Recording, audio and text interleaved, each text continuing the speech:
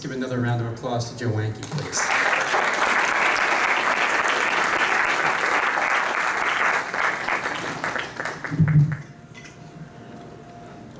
Alrighty.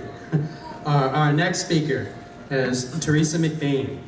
Teresa is, was a Methodist minister, who came out as an atheist at the American Atheists Convention following the Reason Rally.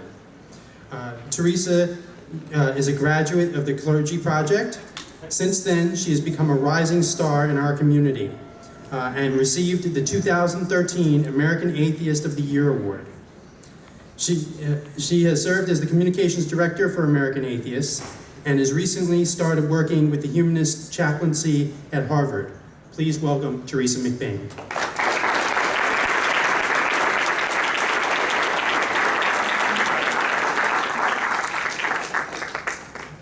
We'll just do it the old-fashioned way and step right on up. All right, so I'm tall.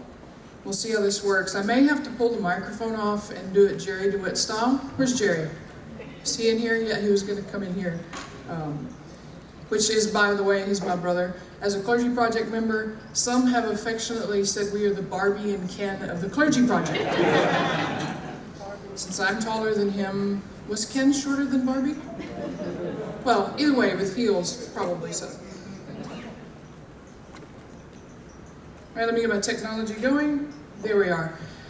By the way, if you didn't know that technology is so great now, I can control my slideshow with my iPhone. This is not an endorsement for Apple. It just so happens that Apple has the technology. Wow. Wow. I was so excited when I found out about it.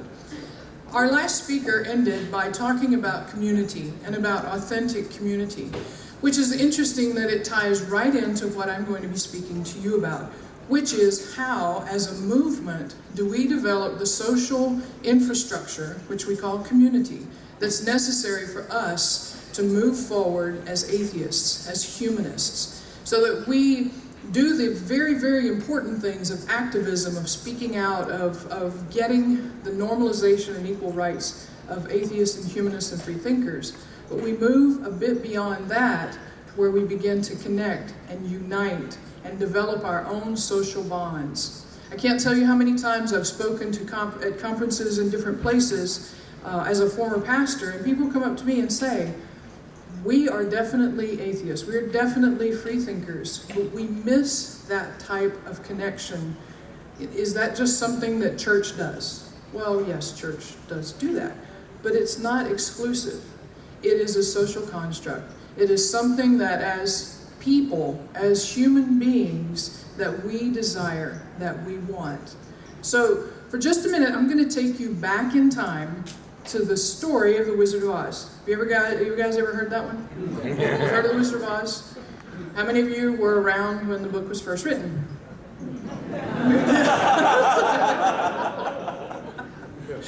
Well, that was good. I didn't intend that, but that was really good. Thank you so much.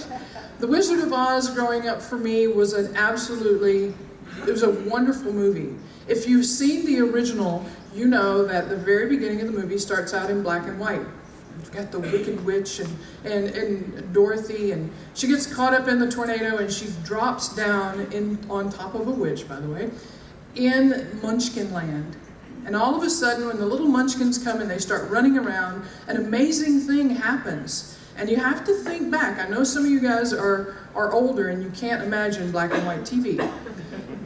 But I remember vividly when that part came on and everything became color. It was like, oh my goodness, it's in color. Who would have thought that TV could be in color? Now, of course, we have TV on our phones, but that's another story altogether. So when I was thinking about building community and developing and talking about it and going out to conferences in different areas and speaking about it, the Wizard of Oz popped into my head. And the four characters. Who remembers the names of the four main characters? Not the wizard, but the other four. Some of you are really smart, really smart. You can read. This is so amazing. I knew that when they said atheists were smart, they were right. Yeah, the Tinman, the Scarecrow, the Lion, and Dorothy. So let's take a trip down the yellow brick road. and talk about community. Community in its very base form is simply a social unit that shares common values. You can have community in a lot of different ways. And if you're a member of a lodge, like the Moose Lodge or the Elk Lodge, you have a community, don't you? A bowling league, a softball team, a church, a group of atheists, a group of humanists or skeptics. These are all ways that we have a social network, so to speak, based on shared common values and shared ideals and goals. It's not just reserved for religion. Religion has community. They do community extremely well.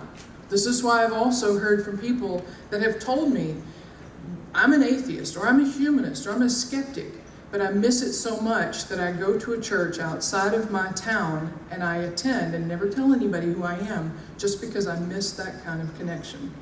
Now, to me personally, it's sad that we haven't yet offered that type of structure for the people who desire to have the community connection. The good news is that's where we're moving, that's where we're going, that's what we're working for and working toward. One of the things that's really cool for me about conferences, and I'm pretty sure for every one of you it's cool as well.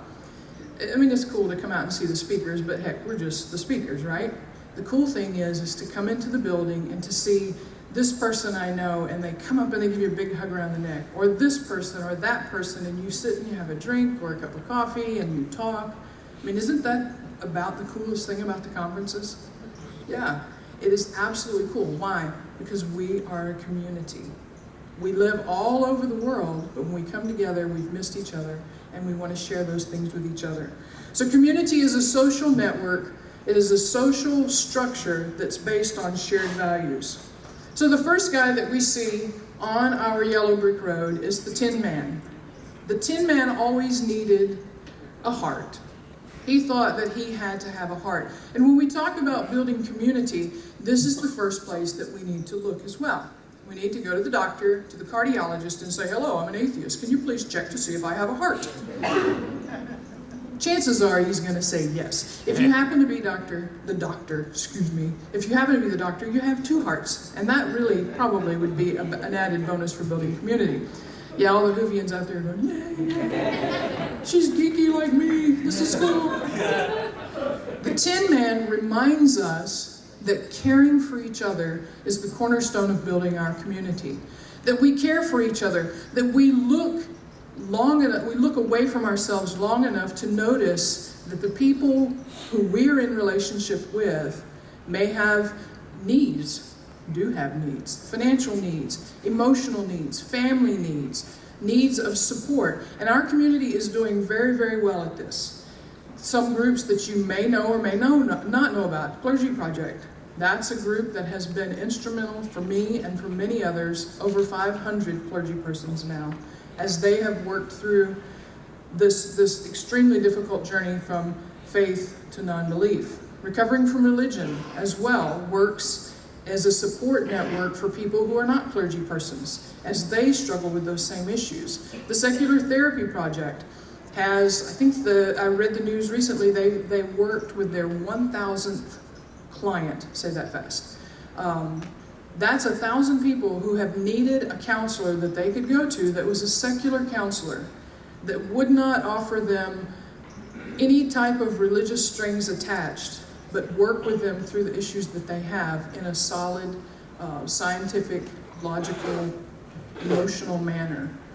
The Grief Beyond Belief. My dad died last year, and I have found out that grief beyond belief is an extremely important part of my life. As a pastor, and as for those of you who are formerly religious, you know that when there is a death or you're sick or something difficult happens in your life, what's the first thing that you do? Well, you pray about it, but you call your pastor. You call the church, and the church immediately, that community comes in to take care of those needs. So what happens for us as atheists, as freethinkers?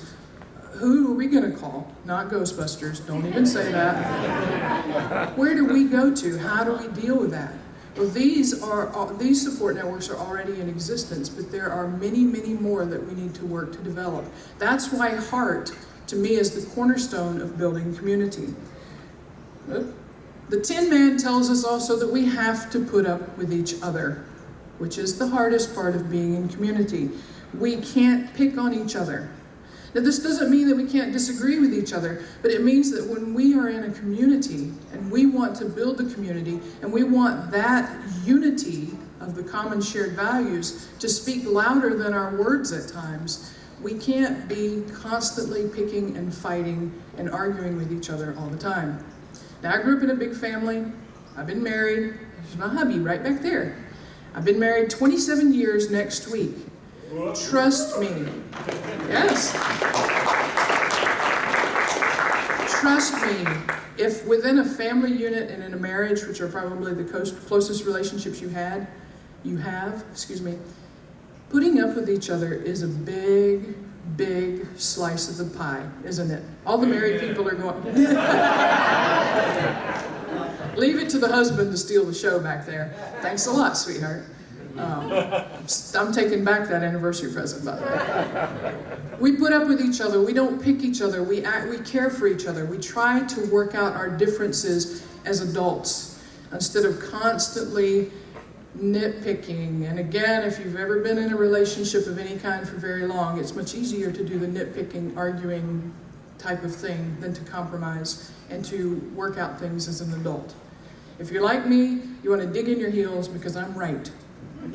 He hasn't learned it yet. So you guys, when you leave today, just go up to my husband Ray and say, look, she's right, just accept it.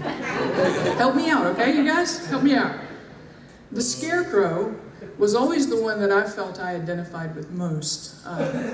My childhood, I enjoyed my childhood. I love my dad.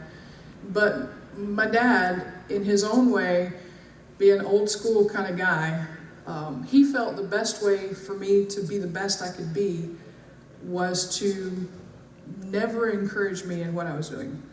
And to always say, basically, some of you have grown up in that era where you just put down. Nothing I ever did seemed like enough to me.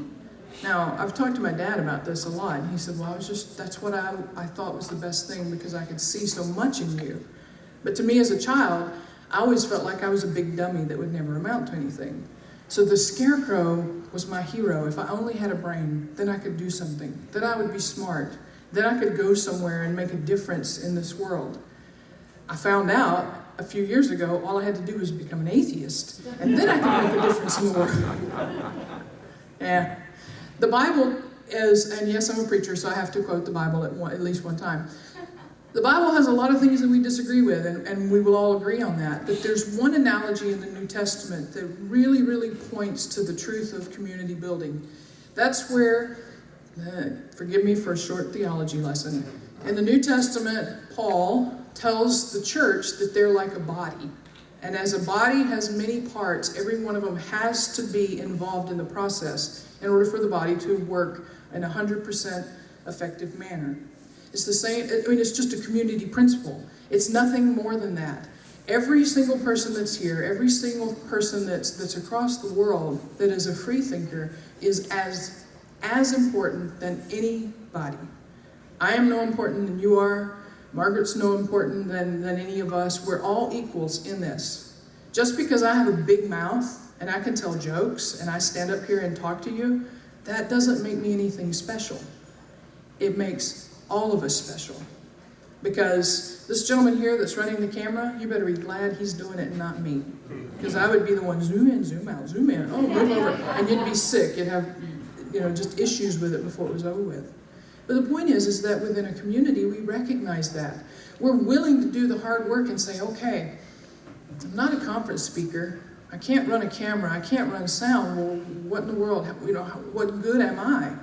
Well, as a community, we encourage each other and we say, hey, okay, so maybe you can't do these things, but let's find out where you do fit in. And then we encourage them and equip them to take those bold steps and to be a part of it. I'm telling too many jokes, I gotta keep going. Every person has something of value to offer, they have a contribution to make, and absolutely necessary. It's when we start to divide among those types of lines, saying, well, you're not this or you're not that, that's when it breaks down. We have to remember, I have to remember, Every one of us needs to keep it in our minds that we are of value, extremely valuable. If you grew up in a similar manner that I grew up in, if you were a little geeky or nerdy in school and got picked on, then it's very important for you to hear me today. You are very valuable, and we can't do it without you. We can't do it by ourselves. We have to be united as a community. The lion reminds us that it takes courage. Courage to not only be out and to be who you are and to be real with the world and with yourself, but courage to unite in community. It takes courage to put aside our differences. It takes courage for us to care about one another. It takes courage to just determine what we have up here, what our hands can do, and to put it into practice. This quote, if our unity is disrupted, we can't be the strength and encouragement and support to one another that we need to be. That's why the division, and there's division in our movement right now. If you have opened your computer, just cracked it a little bit, you see that there's division. And I'm not going to take sides on either issue or any of the issues. Actually, there's several now. But the point is that we have to find a way as a movement, as a community, to work through these things if we are going to make a difference. That's what's at stake for us in this entire thing. Okay, so technology doesn't work perfect every time. It means that we have to seek common ground. It means that we assume the best about each other and give each other the benefit of the doubt. I want you to do that for me. Sometimes I'm not willing to do it for you.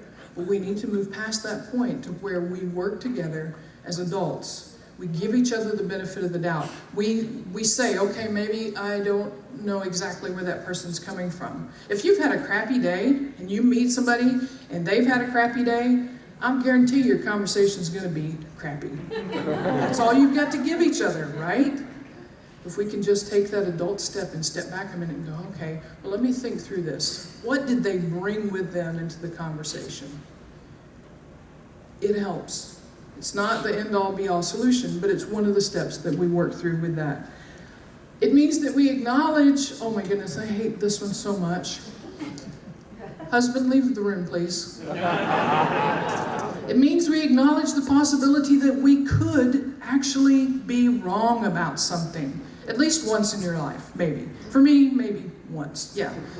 If you were formerly religious and now, we won't go down that road. It means that you listen and not just sit there in your head. Have you ever had, I'm doing pretty good on time. Hey, yay. Have you ever been in a conversation with someone and it's somewhat a debate and both of you have strong opinions about things? And so I'm having a conversation with Scott. And Scott is speaking his piece about the subject. And instead of really listening, I'm picking out the things in his words that I want to respond to, and I'm formulating my answer in my head. So really, I don't hear what he's saying. All I'm doing is trying to create a rebuttal that I can just slam him real good and show him how smart I am, right? And I can win the argument.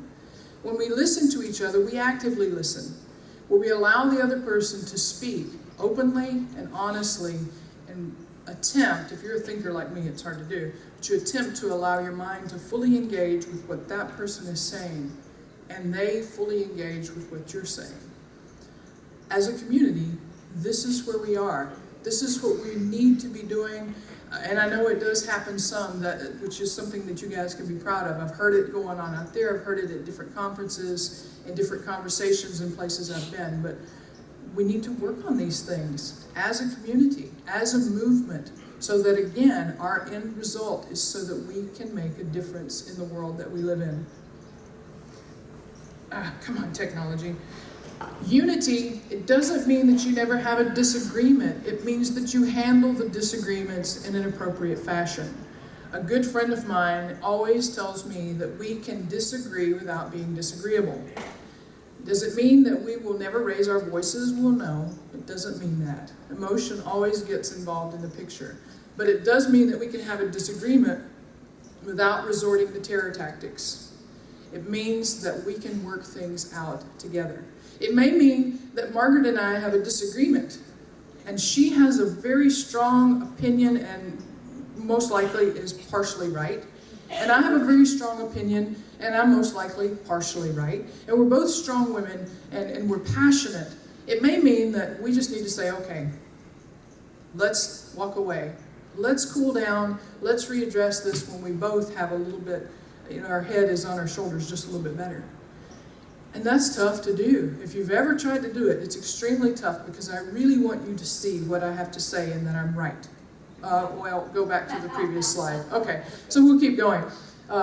It means that we need to do these things with mutual respect, that we need to demonstrate that very first piece, that we care for each other. Hey, it worked that time. M. Scott Peck wrote an incredible quote in his book, A Different Drummer.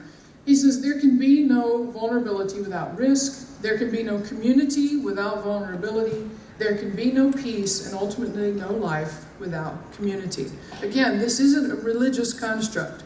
Religion is a community, but as a social structure, as a sociological structure, community is at the heart of life, isn't it? People who go off, I remember Ray's favorite movie is Robert Redford, what is it called? The Mountain Man, or something like that. Oh my goodness, how many times have I had to sit through that movie?